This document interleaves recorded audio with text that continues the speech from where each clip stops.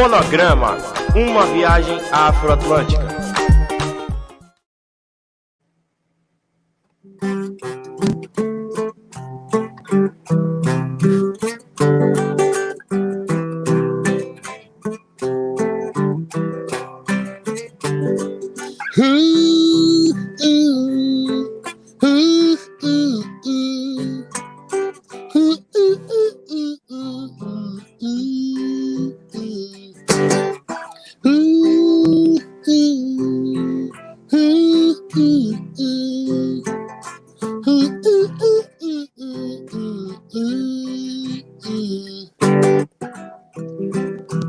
Eu sou o que sinto,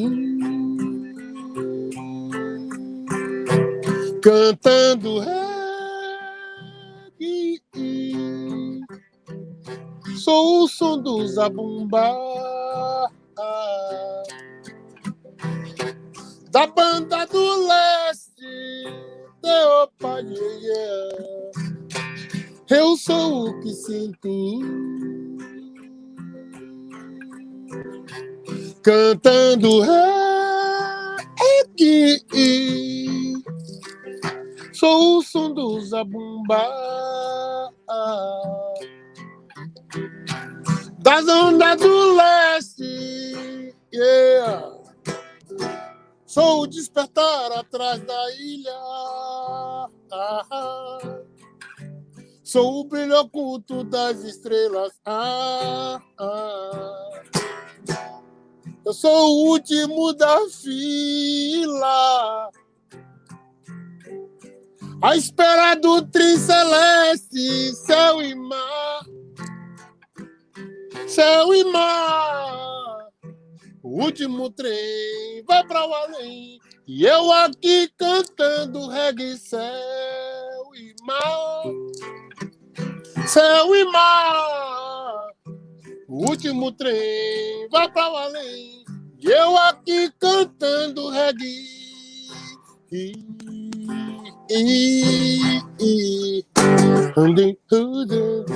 Sou o que sinto, sou o que sinto, sou o que sinto, sou o que sinto. Yeah. Salve, salve! Salve, salve, Lazo! Salve, irmãos! Que massa! Salve, família! Essa é mais uma edição do Fonograma, uma viagem afro-atlântica. E a gente recebe hoje aqui, né, esse brilho, essa pessoa tão extraordinária, esse ídolo, esse cara que é um ícone pra gente, uma referência, e para nossa imensa alegria é também nosso irmão e parceiro de caminhada, Lazo Matumbi. Máximo respeito, maestro. Que bom você aqui com a gente. É pra gente sempre. Yeah. Caramba, brilhantando essa primeira temporada do Fonograma, que é uma websérie que discute música, trajetórias musicais, história, conteúdo sonoro e, claro, não podia faltar. Hoje a gente está aqui para falar sobre reggae e sobre a presença do reggae no Brasil e mais especialmente na Bahia, que é esse lugar onde o reggae ganhou um contorno tão especial. E uma das principais referências do reggae mundial, brasileiro, baiano, é esse nosso querido amigo Lazo Matumbi, que hoje vai conversar com a gente um pouco. A gente está bem feliz por estar aqui contigo, meu irmão. Que alegria imensa. Feliz, a felicidade é toda minha, cara, porque bater papo sobre música, principalmente com os amigos e irmãos, é tudo de bom. Ah, que maravilha, meu irmão, que maravilha. E você começou o programa cantando, né? Eu queria que você falasse dessa canção tão bonita, cara. Essa canção, na realidade, foi o primeiro reggae que eu fiz junto com o Gileno. Inclusive, há um tempo atrás, Cine Calmon dizia que o que inspirou a ele a fazer o Trem do Amor foi exatamente ele ter ouvido essa canção, que a gente dizia que o último trem vai para o além, e eu aqui cantando reggae. Então a gente tinha essa coisa de dizer, olha, é porque naquela época também, em 1980 e poucos, 82, 83, o reggae estava chegando ainda no Brasil de uma forma mais consistente. Não era tanto, né? Mas estava chegando aos pouquinhos, chegava aqui, chegava acolá. Demorou um bom tempo para ele se chegar firme. Mas Nossa. até hoje eu sinto que tem uma certa dificuldade do reggae se implantar e se firmar no Brasil como deveria se firmar, assim como foi o rock, né? Mas estamos aí. Pô, maestro, que massa. Eu já quero começar o programa, então, te trazendo uma pergunta. Eu queria que você falasse um pouco sobre sua trajetória. Atualmente você está produzindo, né? A cineasta Urânia Muzanzu está produzindo um doc sobre você. Tem muita gente, os olhos voltaram para Lazo novamente, né? E isso é muito importante. E eu queria ouvir de você um pouco da sua trajetória musical. Só que eu queria que você falasse da sua biografia, pontuando como é que o reggae entrou na sua vida. Eu acho que para o público é uma pergunta que tem várias pessoas antes desse programa, né? Enfim, concretizado. Muita gente traz essa pergunta sempre, né, Jorge? Poxa, como é que o reggae chegou na vida de Lazo, né? Como é que foi esse contato e como é que isso tem a ver com a sua biografia musical? Bom, desde o início eu via muito as músicas que eu tenho como referência. Por exemplo, antes de ir para o Ileaí, eu já ouvia Marvin Gaye, Ray Charles, que eram formas, para mim, muito na sonoridade que mexia muito comigo. Ao mesmo tempo, meus olhos se voltavam para Simonal aqui no Brasil e a galera de samba, de escola de samba, no Rio de Janeiro, como Xangô da Mangueira, esse menino Teixeira, esse é o primeiro nome dele, Jorginho do Império, que era uma galera que fazia samba. E tinha uma coisa que era muito louco, porque quando eu via, por exemplo, o blues norte-americano sendo cantado por B.B. King, a forma que Ray Charles cantava aquela coisa meio gospel, meio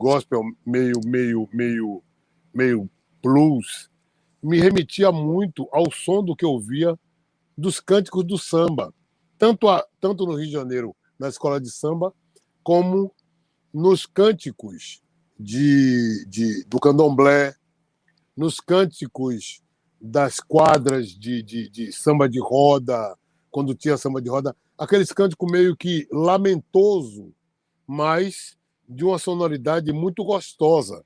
Isso me chamava muito a atenção. Dentro de mim, como pessoa, tinha um questionamento muito forte da questão social e racial. E quando eu comecei a me interessar em ouvir mais coisas, o primeiro disco que me deram de presente foi Fela Kuti, King Sunny Ade, Touré Kunda, que eram africanos. Se você vê, tem uma amplidão na minha frente de gêneros e ritmos e de negros fazendo música, que você fica meio que ansioso, querendo entender, principalmente pela dificuldade da língua, mas graças a Deus sempre tinha alguns amigos, irmãos, que tinham paciência de, isso é isso, está dizendo isso, está falando aquilo, pelo próprio interesse, né? E aí, um bom tempo, me surge alguns amigos, por incrível que pareça, amigos brancos, que vieram de fora, como Juca Ferreira, como João Reis, o historiador, Nelson Preto, uma galera que vivia viajando o tempo todo para fora. E eu tenho um compadre chamado Toninho, que era meu produtor na época, né? E Toninho sempre muito também antenado nessas questões todas. Falou, pô, Lazinho, fulano tem um disco de reggae aí, vamos lá na casa dele ouvir. E aí foi a primeira vez que eu ouvi Jacob Miller, Peter Tosh, Jimmy Cliff, Bob Marley. Bob Marley já chega um pouquinho depois, mas Jimmy Cliff, eu me lembro que tinha uma música de Jimmy Cliff que eu gostava muito, que era O Jamaica, O Jamaica, O Jamaica is on the world, mama. É um negócio que me chamava muita atenção. E eu comecei a perceber que tinha uma pegada no reggae que era muito... me levava muito para o Caribe, principalmente quando eu ouvia Jimmy Cliff. Mas quando eu saía de Jimmy Cliff, que ia para Jacob Miller, Peter Tosh, e caía em Bob Marley, tinha uma coisa assim de tipo, aquilo que eu via que era, digamos, lá do começo, estava sendo transformado numa coisa mais lenta, mais cheia de malemolência, cheia de dengo, que isso me reportava exatamente o que eu vivia aqui, observando o samba do Rio de Janeiro, com um beat mais acelerado, e o samba feito na Bahia, mesmo ainda em escola de samba. Era tipo... depois eu vim saber que essa coisa do Rio de Janeiro é por conta do time da contagem, mas era mais ou menos um beat assim... E aí quando caía cá na Bahia já era uma coisa tipo... Se fosse um pouquinho mais para frente, seria... Quando entra o bloco afro, aí isso ralenta mais ainda. E já fica mais uma coisa...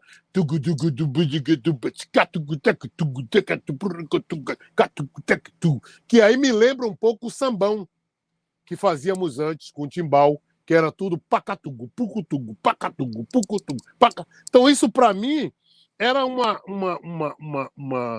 viagem rítmica que eu falava, rapaz, engraçado isso, como esses sons se parecem.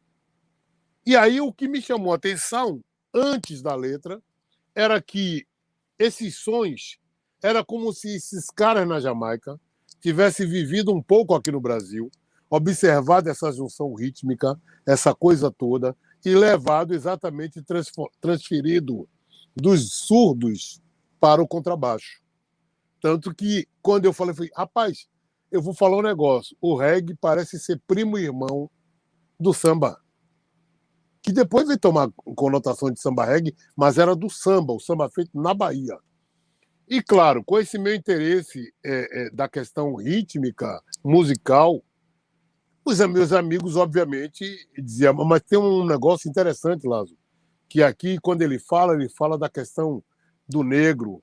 Aí, claro, foi a sopa no mel, porque como eu já tinha essa vibe de preocupação social e racial, cada vez mais que eu ouvia, eu me interessava. Lembro que tinha um amigo meu, paulista, Cláudio Pepe, que falava inglês, e a gente tinha mania de sentar horas e horas traduzindo todas as letras que Bob Marley falava, de tudo que ele dizia. Isso, para mim, era muito interessante, porque isso me trazia exatamente a sensação de que, opa, é isso. Nós, com a música, podemos falar da nossa gente, podemos reivindicar a nossa gente. E quando eu me vejo no Ileaê, fazendo a mesma coisa no samba, cantando para a nossa gente, reivindicando a autoestima da nossa gente, o nosso espaço dentro da sociedade, os direitos iguais. Cara, eu falei, rapaz, essa música é a música que surgiu. Primeiro, que ela é rítmica. Ela tem uma coisa muito que não... Sabe? Ela não deixa você parado. Tem sempre... Se você contar o reggae, a batida do one drop, por exemplo, que é uma batida mais tradicional, que é aquele bumbo, tuf, tuf, e aí os caras diziam que o aro da caixa parecia com machado. Era mais ou menos a mesma coisa que você ouve no samba. O tum, tum, tum, tum, tum, tum, tum. Aí quando você vai pro pandeiro, você vai pro partido alto. Você divide isso papu, papu, papu, putica-pupa, papu, papu, papu. Só tem a divisão quem, cum, cum, cum, tem. Você começa a entender e fala assim, ih, rapaz, isso tudo está dentro de mim, é muito família. É como se você enxergasse assim, ali tem um tio, tem uma prima, tem uma tia, tem uma avó, sabe? Você não se sente deslocado. Isso para mim foi muito fácil assimilar. E quando eu comecei a botar, fazer banda, a botar o meu som em prática, eu misturava tudo isso, cara. Eu misturava tudo isso porque era muito fácil. Até era difícil para os músicos entenderem a facilidade que estava na minha cabeça e que às vezes eles não viam. Eu me lembro que Jair Soares, grande batera que tocou comigo, ele falava, mas Lázaro, eu disse, toca o cimbal como se você estivesse tocando samba. Ele aí, eu digo isso. Agora divido o bumbo. Eu digo, tá vendo você como dá? Vou pegar o pandeiro aqui, ó. Tá tudo certo. Para mim, continua sendo samba. Então, isso foi de uma facilidade tamanha que incorporar o discurso político do questionamento, de você buscar, através da música, atingir as pessoas e fazer elas refletirem e ouvirem, para mim foi muito fácil. E depois que eu ouvia Bob Marley dizer que a música dele, depois que ele morresse, a música seria ouvida no mundo inteiro, porque a música dele seria tocada, porque a pulsação do coração, eu tive a certeza que eu estava dentro do canal. Tá tudo certo. Sem mistério, vamos fazer. Agora, claro, a minha grande preocupação de detalhe é que eu fizesse a releitura do reggae, mas não igual como o jamaicano, porque nossas histórias se parecem, mas os atalhos são diferentes. Então, eu precisaria contar a minha história. Tanto que na história do reggae, desde que eu me entendo, eu nunca tive muito o tesão de gritar yeah, Jah, Rastafari. Não, nunca tive. Até porque eu dizia, pô, legal, massa, saber do movimento Rastafari, mas eu tenho que falar de uma outra África que a gente está construindo aqui no Brasil, dessa nova África, dessa diáspora que a gente está construindo com os elementos em que a gente vive. Então, a coisa do samba, e olha que o samba antigamente era muito dolente, era o samba canção, era o samba que muitas vezes você via dentro das letras do samba sendo feita com dor de cotovelo. Eu aí aproveitei tudo isso com a coisa que já existia no Ileaê, de cantar a exaltação do meu povo. Misturei tudo isso, aí sai amor, sai dengo, sai questionamentos, sai, sabe, reflexões, principalmente as reflexões para que meu povo acorde e diga, nós somos capazes de escrevermos a nossa própria história ou reescrevermos a nossa própria história. Está tudo certo. Demais, demais, Lazo. Porra, muito bom saber isso. Lazo, sabemos que no seu trabalho, essa influência da música jamaicana, do reggae, sempre foi muito presente, né? Eu acho que em todos os seus discos, tudo que você tem registrado tem um toque, tem ali o tempero da música jamaicana. Uhum. A minha grande curiosidade é qual eram suas influências nessa época, assim, o acesso do fora Bob Marley, Peter Tosh, assim, que nessa época, década de 80, foi a porta de entrada, né, para muitas pessoas aqui. Eu me lembro mesmo, quando criança, tenho essa memória afetiva de ver discos em casa de Bob Marley, de Peter Tosh, de Jimmy Cliff. Então eu queria saber de você, assim, quais foram essas influências que moldou, assim, o seu estilo, né, de fazer reggae, como você acabou de dizer, que não queria fazer um reggae purista, né, que sempre procurou outros temperos para juntar ao seu estilo, né, de fazer a música. Então eu queria saber de você isso. Por incrível que pareça, no início, quando eu não estava no Ileaê, eu pensava muito em ser um cantor de samba, e eu ouvia muito samba.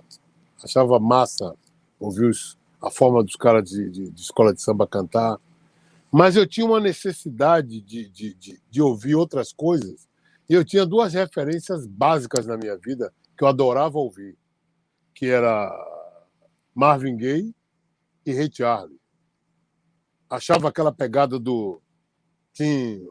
é cumprir que quer cumprir o teco. Ele falava, porra, essa marcação leva você a dizer. Tanto que eu me lembro, outro dia eu estava falando para um amigo meu que essa minha preocupação social e racial já vem de antes, que eu me lembro que eu fiz um blues que eu nunca gravei, que era mais ou menos assim. Aqui em Derresolorum, meu Deus, quanto desespero. Aqui em Derresolorum, grito esse ouvido pelo mundo inteiro. É o tudo que muda toda hora. São os homens que matam e vão embora. Amigos que foram e nunca mais voltaram. Olha o grito do povo. Quer dizer, eu já tinha essa viagem dentro de mim, que era latente, sabe, de ver as diferenças sociais, as diferenças raciais. E essas figuras que eu ouvia, de um certo modo, traziam um pouco dessa iniciativa de mudança e de postura do povo negro. Por exemplo, Marvin Gaye foi um cara que, para mim, foi muito bacana quando eu vi ele transformando a música, sabe, o funk, uma coisa mais para dentro, mais, sabe, alma, que aí você vai ver que a parada começa a ser uma coisa meio de soul. Aí, de repente, isso vai se transformando e nos dias de hoje o nego chama de R&B. Então, é muito louco, você vê assim, tipo, o cara trouxe a alma para dentro da música, sabe? Vamos cantar lá de dentro das profundezas do seu ser. E isso, de um certo modo, tem uma dose imensa de amor. Isso, para mim, sempre foi uma coisa que me motivou. Fora essas duas figuras, aqui no Brasil eu tinha muito... e olha que como tinha essa, digamos, semelhança. Se você ouvia as coisas que Simonal cantava, era também de muito dengo, né?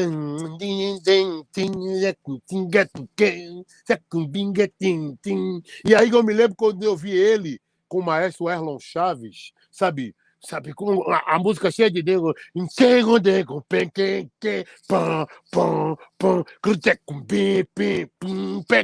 tinha uma coisa assim, tipo, opa, África o tempo todo, sabe, se mexendo. Aí você vai para a África ver Fela Kuti, você já vê uma coisa mais, sabe, uma coisa mais dançante.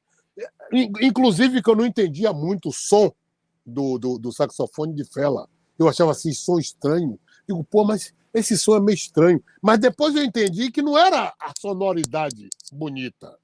Tinha um conjunto ali que era aquela sonoridade para o discurso que ele estava falando, que era muito mais forte. Era guerra, sabe? Né? Era guerra, não era uma coisa para você ficar achando lindo. Era uma coisa para você pensar e dizer assim, pô, o que esse cara está querendo dizer? E era como se ele abrisse a boca e dissesse assim, ó, não é isso não. Sabe, uma coisa muito, muito, muito chocante. E Uma aí, guerra, quando eu vejo... Lazo, era uma guerra dissonante, né? Exatamente, exatamente, porque o som não era o som que a gente possa dizer da melhor qualidade que você ouça. Eu vou fazer uma comparação maluca, mas que não tem nada a ver. É como você ouvisse, por exemplo, o som de Kennedy. O som de Kennedy você dele, que negócio, essa sonoridade. Não, o som de Fela era outra história. Era você... Eu estou incomodado com isso, mas se eu estou incomodado é com uma série de coisas. Eu estou incomodado com a forma que o nego me trata nesse país. Eu estou incomodado com a forma que me olham isso. Sabe? Então eu tenho que incomodar você com o meu som para você ouvir o meu discurso. Então isso, para mim, me chamava muita atenção e era muito louco porque eu estava exatamente no meio do samba. Eu tinha um grupo de samba chamado Sampagode. E esse grupo, para mim, foi assim o momento exato para eu definir exatamente que eu queria fazer outras coisas. Porque eu era taxado de batuqueiro, o tratamento que era dado aos músicos de samba do meu grupo ou de qualquer outro grupo era sempre discriminatório. A gente gostava muito de tocar em aniversários. E aí eu lembro que quando a gente chegava nos aniversários, os convidados tomavam uísque, cerveja, vinho, e para nós, músicos de samba, era sempre batida de limão, batida de coco. Se lá fora, naquela época, o nego fazia estrogonofe como uma coisa fina, pra gente era dobradinha, xinxim de não sei o quê, sabe? Mocotó. Não que isso seja uma comida ruim, porque a iguaria é de altíssimo nível, mas para a sociedade da época, isso era visto como, sabe, o resto das comidas que dão lá para aqueles negros. Isso para mim me incomodava muito, e eu me lembro que, antecedendo a tudo isso, eu gostei muito de tocar percussão. Antes de cantar, eu tocava percussão. E eu adorava tocar repique. E ia para o cacique do Garcia, para o ensaio da juventude do Garcia, tocar repique. Eu achava aquela coisa do e você dominar uma bateria de instrumentos sabe, de couro, como surdo, caixa, surdo de resposta, tantã, só no... Cara, era um negócio para mim emocionante. Eu lascava a mão sangrava muito. Eu era, sabe, o prazer da minha vida era aquilo. Mas eu também observava, eu já tinha um olho clínico, quando eu via que os diretores de blocos tratavam esses batuqueiros como uma coisa menor. Eu nunca bebi álcool. E eu sempre via que a moeda de pagamento para esses caras que tocavam bem e que faziam o ritmo para todo o bloco andar era a cachaça. Como até hoje alguns nos tratam assim, né? Você Principalmente entendeu? a gente da percussão. A percussão e a bateria era visto como cozinha. Até eu me lembro uma vez que eu entrei num bar para tomar um refrigerante, porque eu tomava muito refrigerante. Um diretor olhou para mim e falou assim: opa, bar de batuqueira lá embaixo. Aí eu olhei para a cara dele: bar de quê? De batuqueira lá embaixo. Pois é, rapaz. Mas eu estou a fim de pagar o meu refrigerante aqui. Quando eu falei aquilo, eu quis dizer a ele o seguinte: eu estou pagando a minha bebida. Mesmo que eu fosse beber o álcool, mas eu estava pagando. Eu não estava lhe pedindo para você me pagar. E isso é uma questão de que, para mim, até eu estava falando outro dia com um amigo meu, estava falando também ontem com Arlon, jornalista, que essa minha percepção da questão social e racial, ela veio muito cedo. Eu sempre fui filho único. Então, assim, eu nunca tive muito irmão, pai ou mãe, para me dar os toques. Eu tinha que... Minha mãe, que era muito sagaz, e dava os toques assim sutil da sabedoria ancestral. Por exemplo, meu pai, muito tempo, foi responsável pela usina da Chesf, onde ele trabalhava, e pelo acampamento onde nós morávamos. E eu sempre ouvia aquela coisa assim: não mexe não, porque ele é filho do chefe, o chefe preto que toma conta de não sei o que aqui. Então, tudo isso era um somatório para eu, todos os lugares, eu observar tudo isso. A minha postura dentro da música, e tanto que minha mãe, o sonho da minha mãe, meu pai, é que eu virasse um cantor de samba. E eu, quando via, dentro dos parâmetros dos cantores de samba que eu gostava, um limite de nunca chegar ao patamar dos cantores que eles denominavam de MPB, que é tão contraditório isso, porque o samba, na cabeça deles, não é MPB. E aí eles samba é a grande música popular brasileira. Entendeu? É a base da música popular brasileira. E aí os caras denominam, não, MPB é outra coisa. Música preta brasileira, né? Você entendeu? Aí eu falei: rapaz, quer que eu diga uma coisa? Eu não vou ser um cantor de samba, não. Apesar disso estar dentro da minha veia, eu não vou ser um cantor de samba, não. Eu vou misturar. Eu prefiro misturar as coisas, porque talvez misturando eles me aceitem mais. E foi muito louco isso, porque quando eu comecei a fazer, eles me comparavam no início aos grandes cantores norte-americanos. E aí, quando trazia esse veio para aqui, para o Brasil, eles diziam assim: você parece Milton Nascimento, parece Luiz Melodia, parece Emílio Santiago. Eu dava risada, que eu dizia assim: que massa que vocês estão me comparando, só as feras, só os bons. Porque ainda tinha isso, né? Porque no cantor de samba, o cara lhe botava na caixinha e dizia assim: é mais um. Eu me lembro que eu entrei uma vez numa gravadora, não, numa rádio, para fazer divulgação do meu primeiro disco gravado pela Pointer, e aí eu tinha um cabelo dreadlock, né? E aí, quando eu entrei, o divulgador falou para gerente lá da rádio: Ó, estou trazendo mais um artista lá da rádio, lá da gravadora, que veio da Bahia. Ela falou assim: mais um cantor de samba? Aí, pelo amor de Deus, eu não aguento. Eu não aguento. Aí ele falou: não, esse daí traz uma música diferente, chamada reggae. Ele em São Paulo não conhecia muito bem ainda isso. Tinha uma música chamada diferente, chamava reggae. Ela: o que é isso? Claro. Quando o nego se aprofunda, que vai ver que é música de preto, vindo de um lugar preto, aí a discriminação continua. Porque aí Com você já é a certeza, mano. música do preto, que é a música, aquela música lenta daqueles pretos que fumavam maconha e que no Brasil não se dê espaço porque é o preto folgado que não quer trabalhar, quer ficar fumando maconha o tempo todo. É Vários muito. estereótipos, né? Vários estereótipos. Vários, que você tem Mas que driblar isso. eu tô ouvindo você, me desculpe, eu ouvindo Fica à vontade. sua Fica à fala, vontade.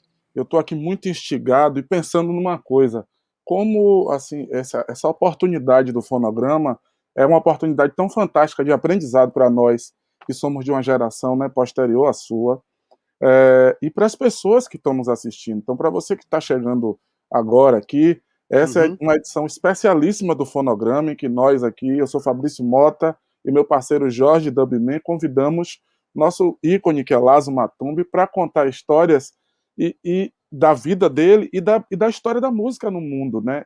Os seus relatos trazem para mim assim uma sensação de como foi tenso, né, viver esses processos da vida pública como artista, né? Não é a gente às vezes vê um cara, pô, Lazo, parece que o cara tá pronto ali. Ninguém faz ideia do que é um cara como você ter atravessado. Imagina, quantas pessoas sabiam que Lazo foi batuqueiro, né? Inclusive que aprendeu a se identificar com isso, né? Passou pela percussão, passou pelas escolas de samba, anterior às escolas de samba, né, Lázaro? Você vem de uma tradição que de dentro de Exato. casa, sua mãe E puxava minha o mãe, samba, exatamente, minha mãe né? tocava no prato e Exato, cantava os sambas na época de São João, lá na Baixa da Garibaldi. Eu tinha exato. referência exatamente do candomblé, o som do candomblé de Menininha e o som da Juventude do Garcia.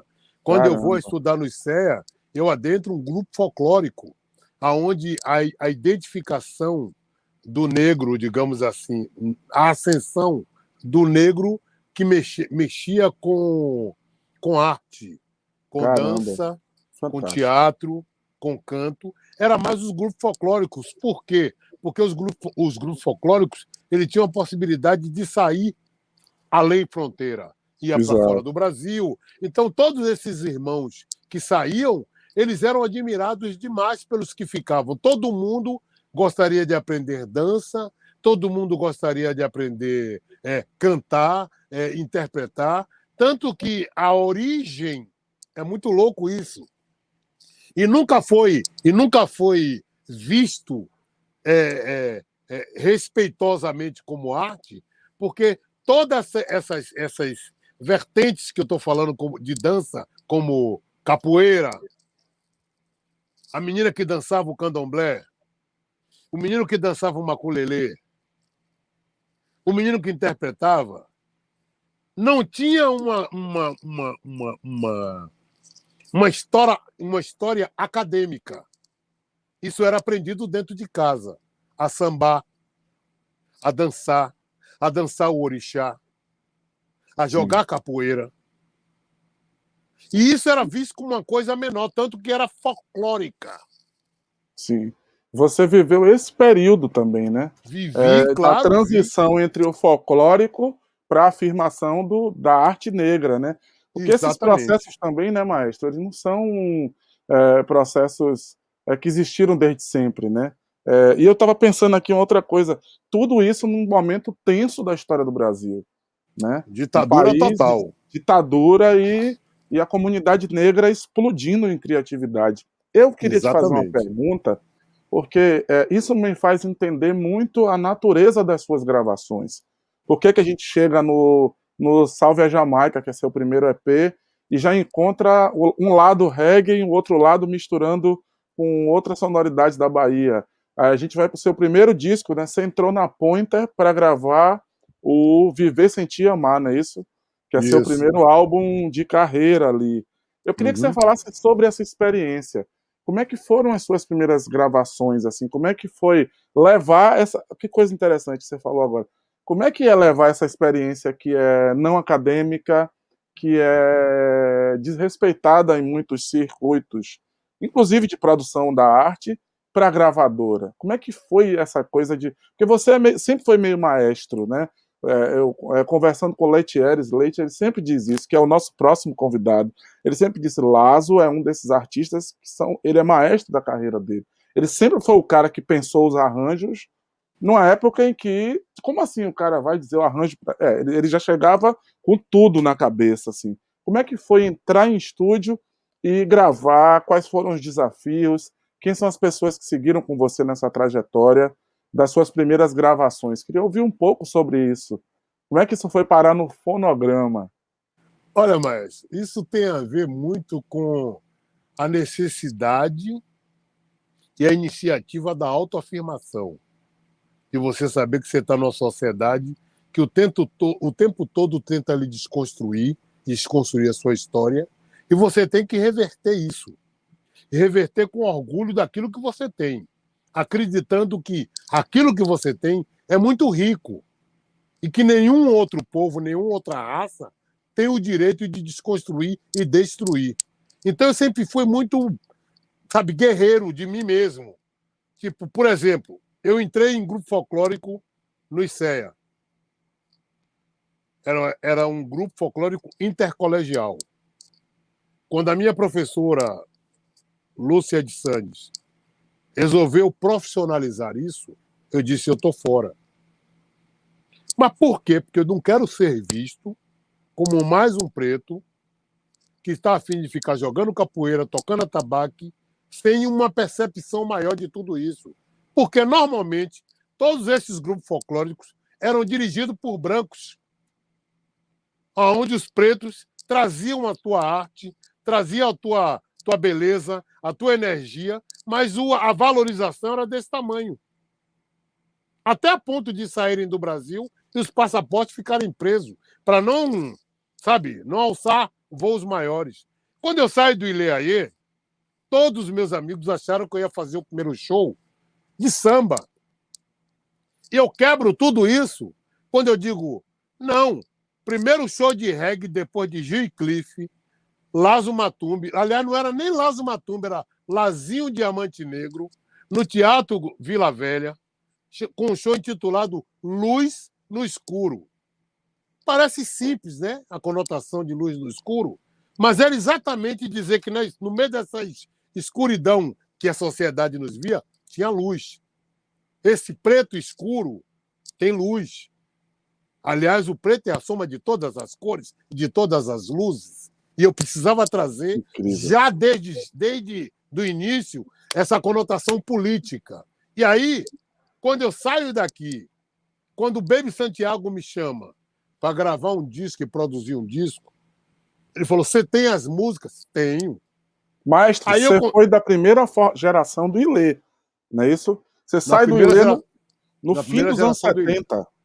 Primeira geração do Ilê. Os primeiros cantores que tinham lá era César Maravilha, que foi um dos caras que começou, e Miro. Então, quando eu cheguei lá, eram os dois caras que tinham. Sim. E você sai do Ilê no final, ali, 78... Não, eu entro em 78. O Ilê é fundado em 74. Eu observo o Ilê na avenida, me chama a atenção por ser um grupo de negros vestidos de africanos, sim, com a polícia de choque acompanhando esse bloco, que me chamou mais atenção ainda, porque me leva a entender de que estavam esperando qualquer movimento estranho para eles reprimirem qualquer manifestação. E em 78, por conta de um amigo meu já me ver nesse movimento de questionamento social, de questionamento de racial, ele me diz, Lazo, e foi muito louco, porque meu finado amigo Nolasco, foi bem engraçado, ele me chama no canto e fala assim, Negão, tem um bloco na Liberdade que só sai negão, velho. Você é um cara que sempre tá questionando esse negócio. Você já se ligou nisso? Eu digo, eu tô ligado. Eu vi o primeiro ano aqui, meu amigo Macalé já me falou, meu amigo Eusébio já tinha me falado sobre isso. E aí, velho, eu digo, porra, tudo certo. Nessa época, eu cantava no Bafo do Jegue, no Politeama, que era um bloco de trio, oriundo do Politeama, aonde era um bairro dito como classe média, mas que dentro dos guetos, das vielas, morava um monte de pretos que, na sua inocência e na sua alienação, se achava diferenciado por estar dentro de um bairro de classe média. Você vê o poder do racismo quando nos divide na divisão. Então, assim, eu já de lá eu já questionava. Dizia, opa, será que a gente é diferente? Vocês acham? Pode crer. Que a gente é diferente? Então, tanto...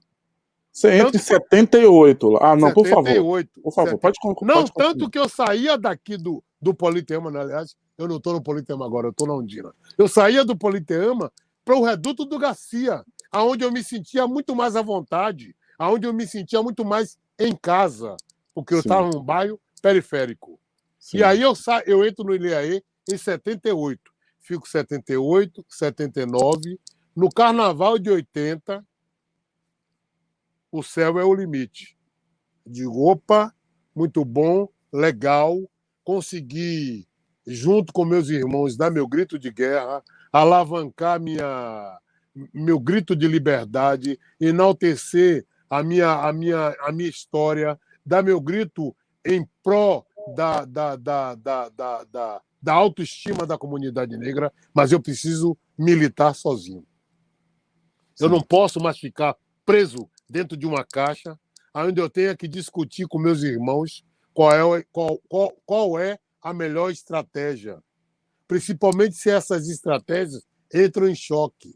Então, a melhor forma de você resolver isso é você se afastando, deixando seus irmãos militarem de um lado e você milita de outro. E, para mim, foi muito mais tranquilo, porque a minha cabeça sempre foi muito fiel à minha gente, sem esperar nenhum tipo de agradecimento ou de reconhecimento, mas eu sempre tive a minha postura dentro da música e a minha cabeça, a minha visão com relação à questão social e racial como missão. E a música, para mim, é o veículo para eu exercer essa missão. Então, quando eu saio de Ilhéaê em 80, é exatamente para poder trilhar. E foi um choque, porque todos os meus amigos esperavam um show de samba.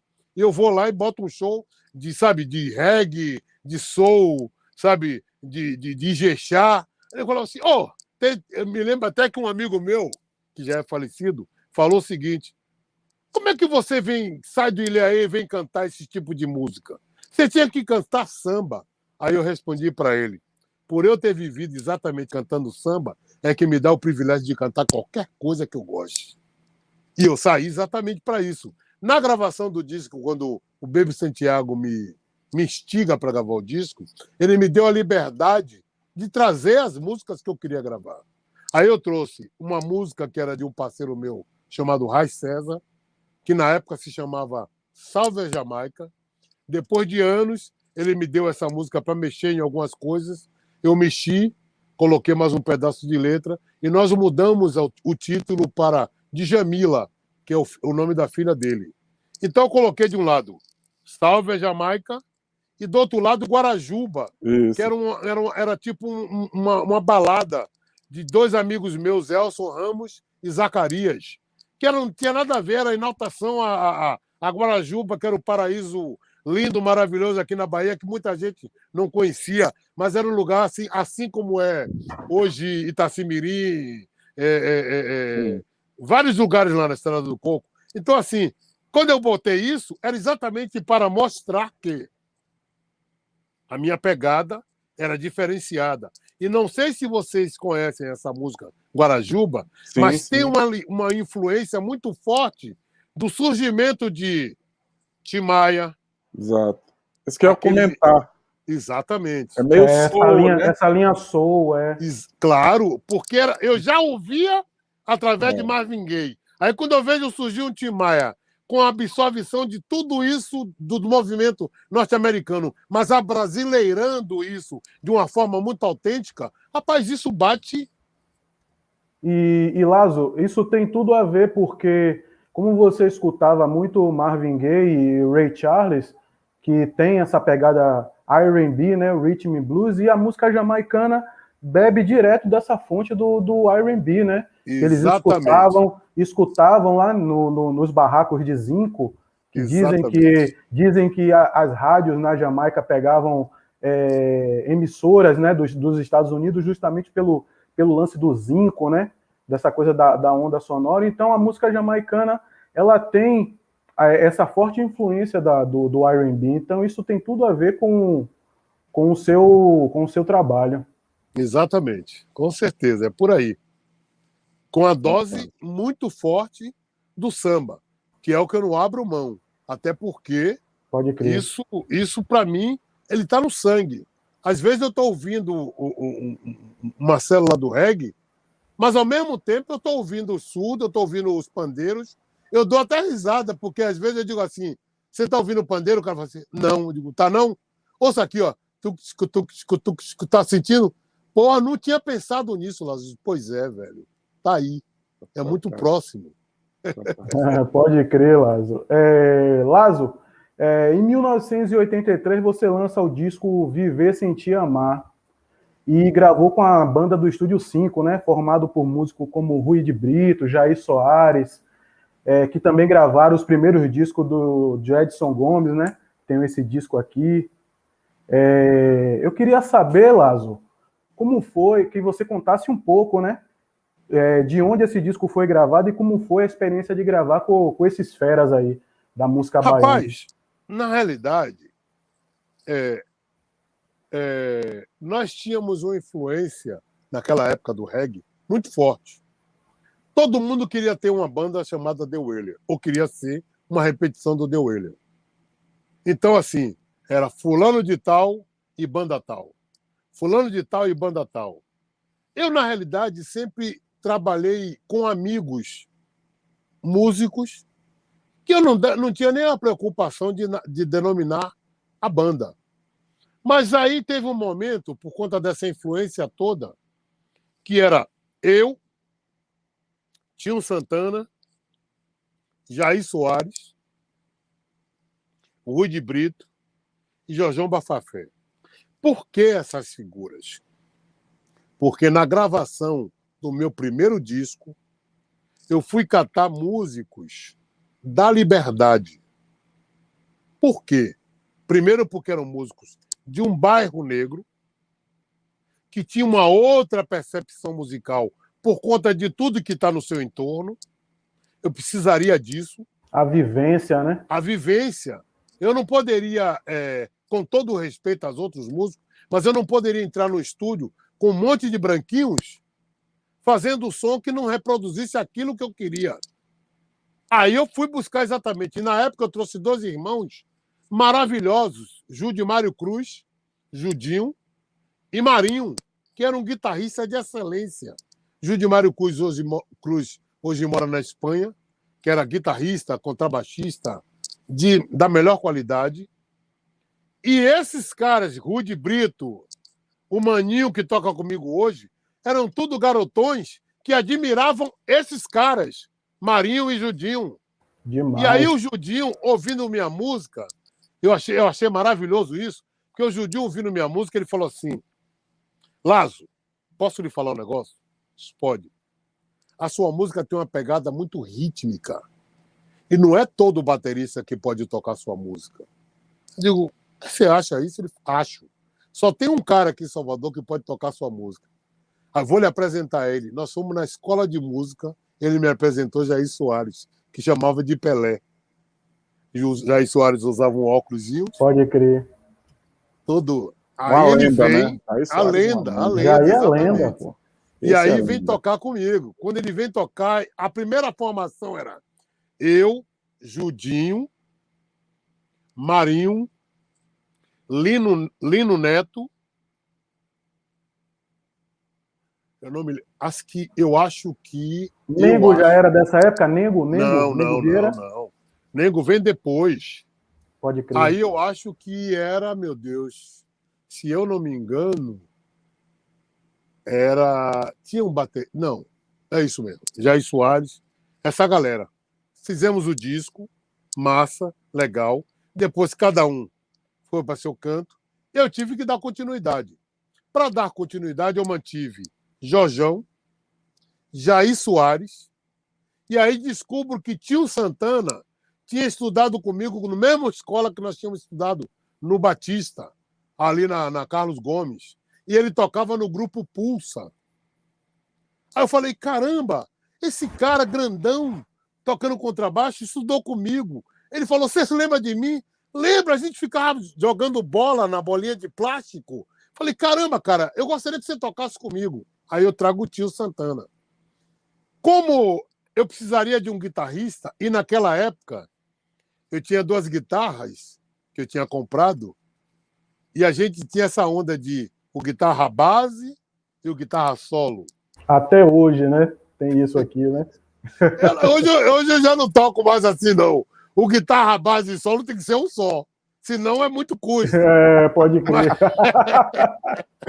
Mas aquela época era o guitarra base e guitarra solo, porque tinha uma coisa muito forte do reggae na nossa viagem, e a gente fazia questão de tirar as sonoridades daquele jeito. Eu sempre gostei de big band, mas nunca pude ter assim na sua essência. Aí eu botei Rui de Brito tocando guitarra solo, e tinha um menino na Liberdade, se eu não me engano era Natan, que tocava guitarra base. Ficamos, tocamos. Tinha um outro menino de contrabaixo que tocou também, que era Mandrake, que era todo mundo da Liberdade. E a gente se reunia, olha que viagem, era gueto puro. A gente se reunia, eu saía daqui do meu gueto para ir para a entrada do Curuzu, sentava naquelas barraquinhas azuis ali, para ficar batendo papo e conversando de música, que era outra história. Aí já tinha Haroldo Espinheira, que fazia back vocal comigo, que era irmão de Adelso Espinheira, um outro músico também da Liberdade. Isso, quando eu passava com o Rui me apontava maninho na porta de casa, um garotão cabeludo, e dizia assim, olha, aquele menino toca muito. Eu já observava. Bom, nessa formação, cada um foi para seu canto, eu tive que reduzir e fiquei com Rui de Brito, Jorjão Bafafé de percussão, Tio Santana de contrabaixo e Jair Soares de batera. Aí eu disse, pô, mas naquela época eu tocava, eu fazia guitarra base. Só que depois a consciência viu, chegou, eu disse, pô, mas eu não sou instrumentista. Eu estou tocando por uma influência do reggae, que todo mundo tocava a guitarra skank do reggae, e por uma necessidade, porque aqui na Bahia e no Brasil, o artista que não tocasse, ele não era completo. Eu tinha que ter a minha forma de me expressar. Mas eu sempre gostei de usar o instrumento, o violão ou a guitarra, para compor. E aí eu denominei Estúdio 5. Porque era eu, Jair, Rui de Brito, Tio Santana e Jorjão Bafafé. O Estúdio 5 é uma síntese de um movimento que é muito maior, de outros músicos. E esses músicos foram parar, inclusive, na história do samba reggae depois, né? Porque exatamente. Tinha um Santana mesmo, é fundamental para a história do Olodum. Exatamente. Cara, que fantástico. Aí, nessa onda, eu vou para São Paulo em 83, o final de 82, ou começo de 83, eu não lembro exatamente, para uma feira de cultura que rolou em São Paulo, que incorporava todos os outros estados. E a Bahia foi com várias pessoas. Eu, Zé Lito Miranda, Carlinhos Cor das Águas, um monte de gente, os blocos afros, atores, atrizes, um monte de gente. E lá eu levei meu compacto e conheci um cara chamado Moacir Machado, que era o diretor dessa gravadora que estava se formando, chamada Pointer. Mostrei o compacto para ele, ele gostou muito, ele falou, o que você quer? Eu digo, rapaz, eu queria dar continuidade à minha vida profissional, velho. Já comecei com esse compacto, eu queria fazer mais coisas. Ele falou, ó, eu não vou prometer muito, não. Mas se você ficar aqui em São Paulo, de repente você pode ter a possibilidade de participar ou eu apresentar você a essa gravadora. Eu resolvi ficar, acreditando que todos os meus amigos que foram comigo da banda Estúdio 5 ficariam, porque era aquele velho sonho Bob Marleyano. Bob Marley deu ele. O caminho que vamos trilhar, um vai trilhar todos. Tomei 1-0, porque quando eu cheguei no ônibus que falei, consegui um lugar para nós ficarmos, todo mundo falou, não, você fica, nós voltaremos. É sério? Não, nós vamos voltar. Bom, foi minha primeira decepção, mas eu fiquei. Fui apresentado pelo Moacir Machado ao Zé Maurício Maquilini, que aí, de repente, nessa história toda, rolou um papo, rolou um contrato, eu fui contratado, e aí tivemos um mês de discussão, onde os caras disseram assim, Lazo, nós temos aqui em São Paulo os melhores músicos do Brasil. E eu, altamente bairrista, dizia assim, mas os melhores músicos do Brasil não tem o swing que minha galera da Bahia tem. Rapaz, até o momento que os caras cederam e eu levei essa galera lá para São Paulo. Gravamos o primeiro disco. Por isso que a galera gravou o primeiro disco, olha só. Gravamos o primeiro disco e fomos testados, porque o repertório estava pronto e no meio da gravação, o dono da gravadora falou assim, que música vocês dizem que fazem mesmo? A gente faz reggae. Reggae? De onde é isso mesmo? Sei não, é uma música que vem da Jamaica. Ah, certo. Eu estou vendo que o som é diferente. Vocês são capazes de transformar alguma outra música nesse negócio aí que se fala? Olha, se trabalharmos com calma, sim. Tá bom, eu gostaria de ouvir isso em Madalena de Ivan Lins. Cara, Madalena. Todo mundo tremeu nas bases, porque Madalena foi um clássico consagrado não só por Ivan Lins, mas por Elis Regina. Isso. E aí, como é que faz? Mas, como eu sempre disse, a ancestralidade sempre me acompanhou. E no meio dessa trajetória toda, e até como eu falei antes, a necessidade da autoafirmação, vem um desafio para te colocar na parede e dizer assim, e aí, cadê você? Você é ou não é? Cara, me veio exatamente uma sonoridade no meu ouvido que eu solfejei pro tio Santana, que era o baixista da época. Eu digo, tio, tem um negócio que tá batendo aqui, ó.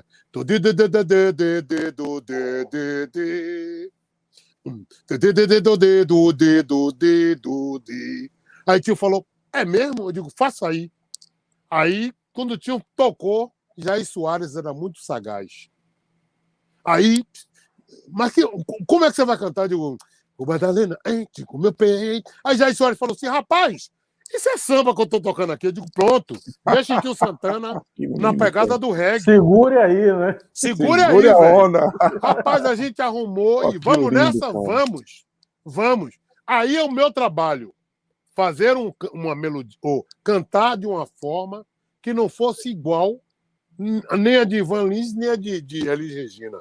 É difícil, né? Quando você tem uma música no teu ouvido consagrada. Consegui me afastar um pouquinho, mexendo com o madale, madale,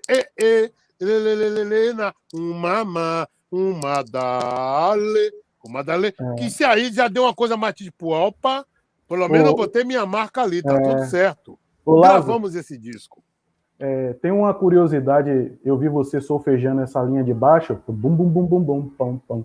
Tem uma coisa que eu notei há um tempo, que essas linhas, essas baselines dos reggaes aqui da Bahia, e tem muita coisa que parece com um reggae feito na África.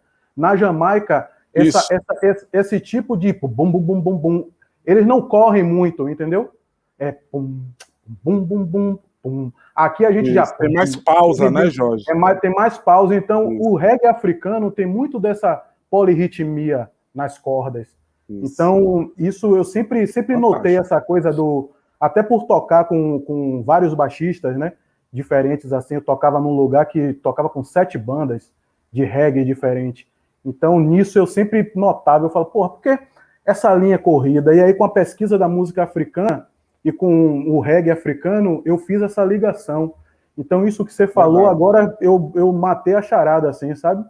Se a gente vai para Luke Dubé, né, Dub? Luke Dub é o tempo todo pum, bim, bum, bim, bum, bum, bim, bum, bum, bim, bum. Isso. E aí eu vou aproveitar a fala de Jorge para perguntar uma coisa a Lazo. Queria que Lazo falasse, Jorge. Sintonia, é muito legal esse papo.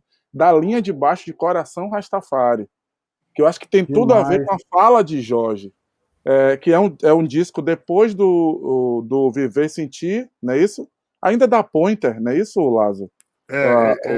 O disco é Filho da Terra. Coração Rastafari é o Filho da Terra. Filho da Terra. É o segundo disco. É o segundo disco. É 85. A linha de baixo dessa música tem a ver com isso que Jorge falou, não é isso, meu irmão? Mas essa similaridade tem a ver porque, se você observar, a música africana ela é calçada, ela é criada, ela é nascida nos tambores. Então ali tem as claves. Quando você tira dos tambores e traz para o harmônico, ou você faz completa, ou você sai diminuindo, usando as pausas, que é a melhor forma de tocar, porque o silêncio toca. É só você fechar o olho. Então os caras tiram onda.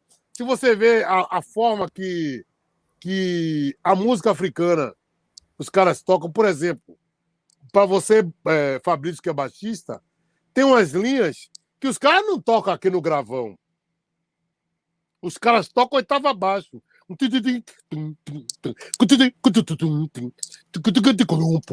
Sabe, é como se você estivesse replicando o som de todos os instrumentos de coro, desde o mais agudo ao mais grave. Verdade. Então isso é muito bacana, cara, quando você tem essa percepção. Coração Rastafari, por exemplo, a música era no horizonte vai rasante o meu grito, vai encontrar aquele negro. Eu queria cantar ela no falsete. Eu falei, pô, mas como é que eu canto no falsete essa música? Porque ela era tocada antes de eu gravar aqui na Bahia, nos ensaios de bloco como Malê de Balé e o Olodum. Então, se você ouvisse o som dos instrumentos do que o Malê tocava e o Olodum até modificou um pouco mais depois, mas era samba. No horizonte, eu fazia tipo, mas se a música tem uma letra tão especial, que fala de um cara de uma forma tão doce e não toca no nome dele, ela precisa ser cantada e sabe, de uma forma muito... Aí eu ralentei.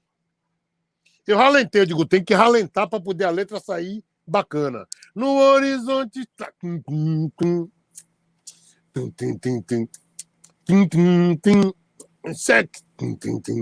Se você for ver, tem uma outra música que também me influenciou para ir nessa praia, que é uma música de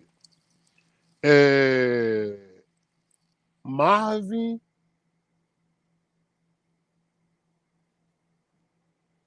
alguma coisa, eu não lembro o sobrenome dele, que é uma música que fala assim, Police and thief in the street. Júnior Marvin. É na mesma pegada.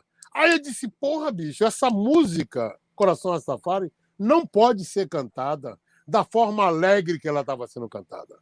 Ela tem que ser cantada de uma forma como se ela fosse ondas sonoras, para as pessoas prestarem atenção. Cara, eu tive uma guerra imensa na gravação desse disco com Filó, que foi o que produziu esse disco. Ele me perguntou assim, Lazo, você vai cantar assim? Eu digo, vou. Cara, 100 e tantos milhões de brasileiros não vão entender. Filó é Filó Machado, ou Lazo? Filó Machado. Pai de um amigo meu, ele, de Serginho Machado. Filó Machado. Sim, Batera, né? Grande Batera, Filó é um excelente músico, excelente arranjador, tudo. Ele tem um irmão também que mora fora, que toca muito. Filó, todo meu respeito por ele. Mas naquele momento, eu tinha que ser eu. Sabe aquela coisa que eu sempre estou dizendo da autoafirmação? Se você deixar, nego põe cabeça em você e sai com a corda fazendo você de marionete, levando para o lado que quiser. Eu nunca me deixei me cabrestar. Então, na hora que ele... Lázaro, você vai cantar assim? Eu digo, vou. Mas 100 milhões de brasileiros, senhor, que eu digo, ó, ele falou um negócio. Esse jantar, quem está colocando na mesa sou eu. O que eu tenho para oferecer é isso. Quem chegar na minha sala, na minha mesa, para comer, só tem isso. Véio. Ou come e fica feliz, ou belisca e sai de boa, ou nem entra. Mas eu não vou mudar por conta disso ou daquilo. Foi uma grande guerra, porque isso irritou. O disco, que falava muito sobre a questão negra, também o irritou. E ele levou isso para a gravadora, para a direção. A direção me chamou para conversar e fez uma pergunta bem dura, né? Daquelas que vai na veia, na jugular. Ô, Lázaro, a gente está aqui a fim de questionar duas coisas a você. Primeiro, que você brigou muito para que esse disco fosse gravado em 24 canais. E o disco foi gravado em 16. Por que você brigou? Eu disse, porque você falou que gostaria de tudo aqui na gravadora fosse de altíssimo nível e de alta qualidade.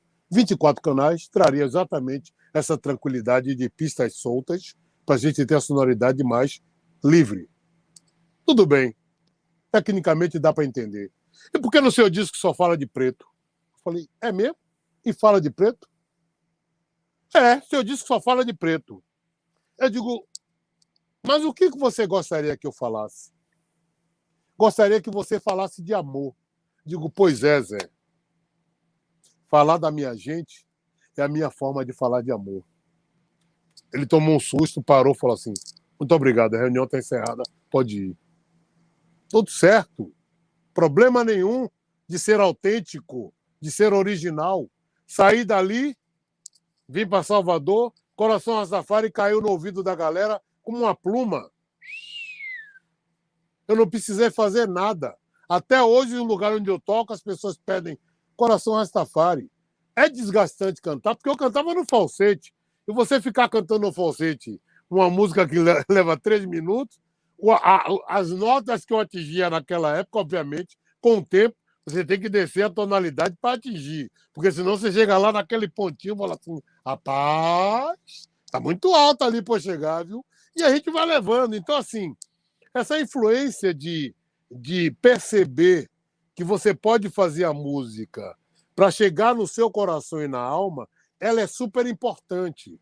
Porque a música, ela não pode ser só a música para ser ouvida.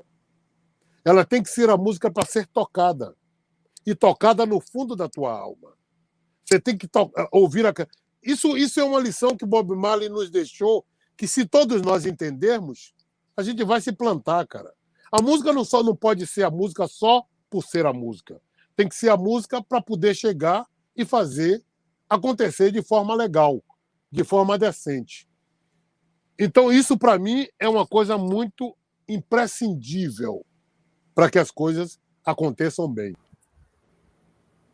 Lázaro, sabemos que por um tempo você acompanhou o mestre Jimmy Cliff em várias turnês pelo mundo aí, e gostaria de saber como foi essa experiência, né, de ter ficado um tempo na Jamaica, ter convivido com esses Jamaica Masters, né, que a gente costuma chamar, e eu queria saber de você como foi essa experiência lá na ilha.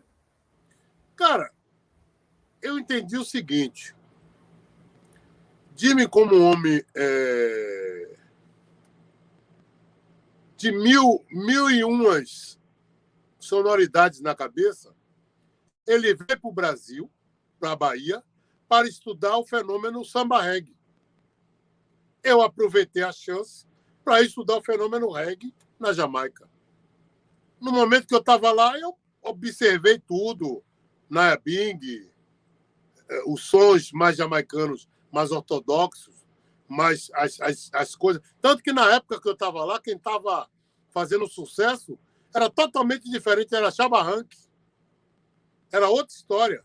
Já então, na época do Dance Hall, para mim foi muito bacana, porque eu tive a oportunidade de realizar o meu sonho. Fui e gravei minha demo na Jamaica, no momento de espaço da turnê. Gravei, voltei, ouvi, terminei e trouxe para o Brasil para terminar meu disco. E por conta dessa treta, dessa manobra para poder fazer isso, eu intitulei que eu estava vivendo a arte da vida. E eu intitulei esse disco de Arte de Viver.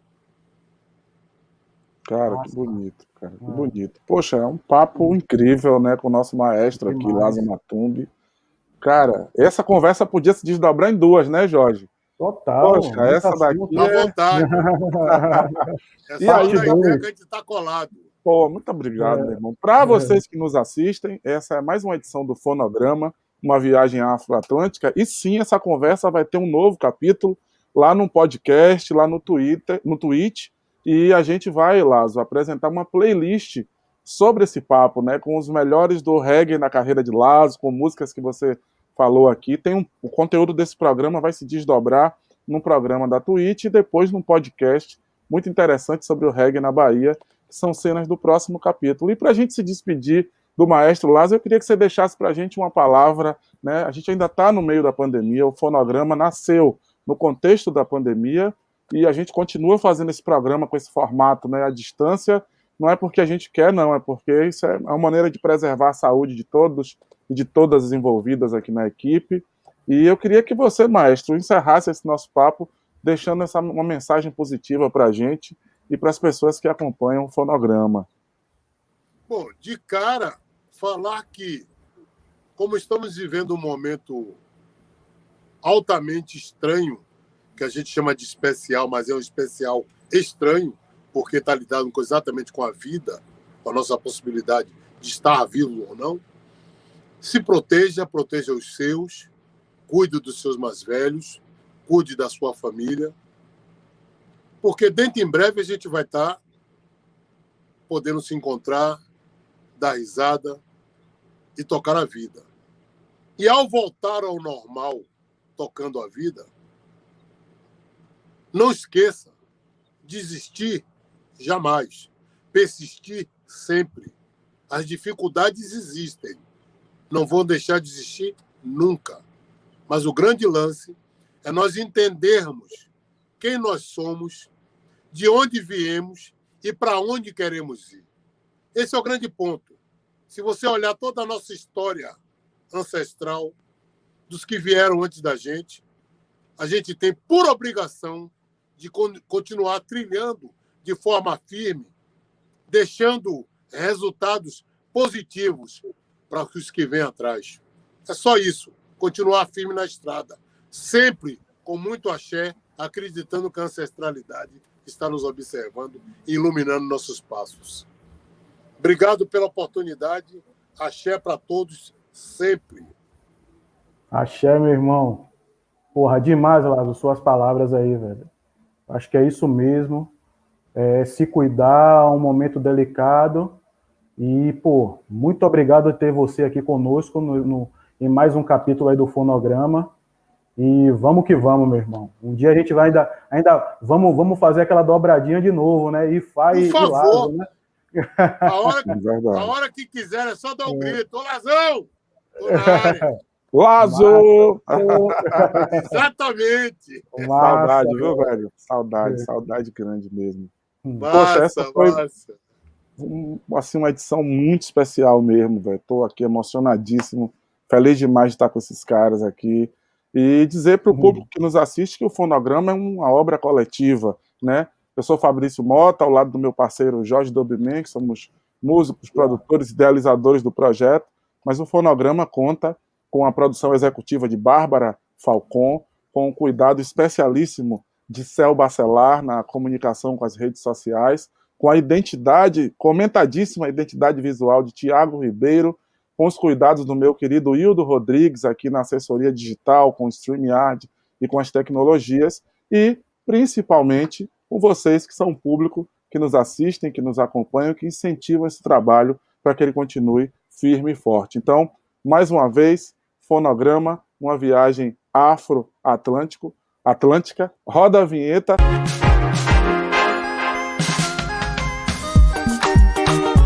Fonograma, uma viagem afroatlântica.